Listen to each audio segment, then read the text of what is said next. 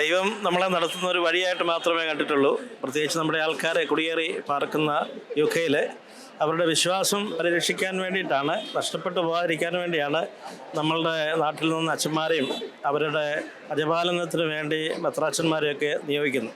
അപ്പം കത്തോലിക്ക സഭയുടെ പ്രത്യേകിച്ച് ലിയോ 14 മാർപ്പാപ്പായുടെ പറച്ചിൽ ലാറ്റിൻ സഭകളിലുള്ള ഓറിയൻ്റൽ സഭകളെ സംരക്ഷിക്കേണ്ടത് ലാറ്റിൻ ഡയസിൻ്റെ കടമയാണ്. കാരണം ക്രിസ്ത്യാനിറ്റി അല്ലെങ്കിൽ കത്തോളിസിസം എപ്പോഴും നിലനിൽക്കാനായിട്ട് ഇത് ആവശ്യമുണ്ട്. അപ്പം അതുകൊണ്ട് വേണ്ടിയാണ് ലത്തീൻ സഭ അല്ലെങ്കിൽ അവിടുത്തെ ഇംഗ്ലീഷ് പള്ളിക്കാർ നമ്മളെ സഹായിക്കുകയും അവിടുത്തെ ബിഷപ്പ്മാർ നമ്മളെ സഹായിക്കുകയും ഇവിടെ നമ്മളെ വിടുകയും ചെയ്യുമ്പോൾ രണ്ട് കാര്യമാണ്. ഒന്ന്, ഞങ്ങൾ ഇംഗ്ലീഷ് പള്ളിയിൽ അച്ഛന്മാരുടെ സ്കേഴ്സിറ്റി ഉണ്ട്, അവിടെ ഇംഗ്ലീഷ് പള്ളിയിൽ ജോലി ചെയ്യുന്നു. അതോടൊപ്പം തന്നെ ഈ മലങ്കര ഇവിടെ നിന്നുള്ള നാട്ടിൽ നിന്നുള്ള ക്രിസ്ത്യാനികളുടെ അല്ലെങ്കിൽ കത്തോലിക്കരുടെ ആത്മീയ കാര്യങ്ങളും നടത്തുന്നു. അങ്ങനെ 2 ഡബിൾ ജോബാണ് ഞങ്ങൾ ചെയ്യുന്നത്.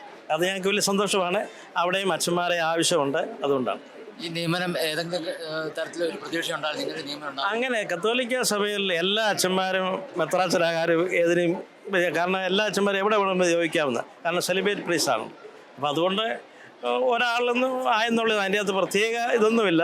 അതിലിപ്പം ദൈവം ഒരാളെ തിരഞ്ഞെടുത്തതേ ഉള്ളൂ. അതിൽ വലിയ ആശ്ചര്യമോ അത്ഭുതമോ അല്ലെങ്കിൽ ക്വാളിഫൈഡ് ആണെന്നൊന്നുമില്ല.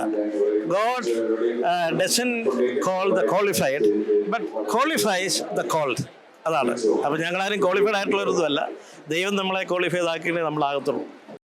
പൗരോഹിത്യത്തിൻ്റെ ഒരു പുതിയ സമർപ്പണ ജീവിതത്തിലേക്കാണ് ഈ ഒരു ശുശ്രൂഷയിലൂടെ സഭ എന്നെ നിയോഗിച്ചിരിക്കുന്നത്.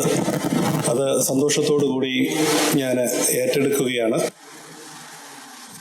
എൻ്റെ പദ്ധതികളൊന്നും നടപ്പിലാക്കാനല്ല, മറിച്ച് ദൈവം ഈ ഒരു ശുശ്രൂഷയ്ക്ക് എന്നെ നിയോഗിച്ചതുകൊണ്ട് തന്നെ ദൈവം ആഗ്രഹിക്കുന്ന പദ്ധതികൾ പരിശുദ്ധാത്മാവിലൂടെ എനിക്ക് വെളിപ്പെട്ട് കിട്ടുന്നതനുസരിച്ച് അത് നടപ്പിലാക്കുക എന്നുള്ളത് തന്നെയാണ് എൻ്റെ ആഗ്രഹം.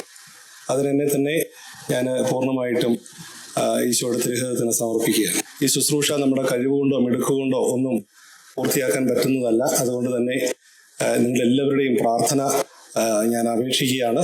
നിങ്ങളുടെ പ്രാർത്ഥന കൊണ്ട് എന്നെ ബലപ്പെടുത്തണമെന്ന് സ്നേഹത്തോടെ അഭ്യർത്ഥിക്കുന്നു.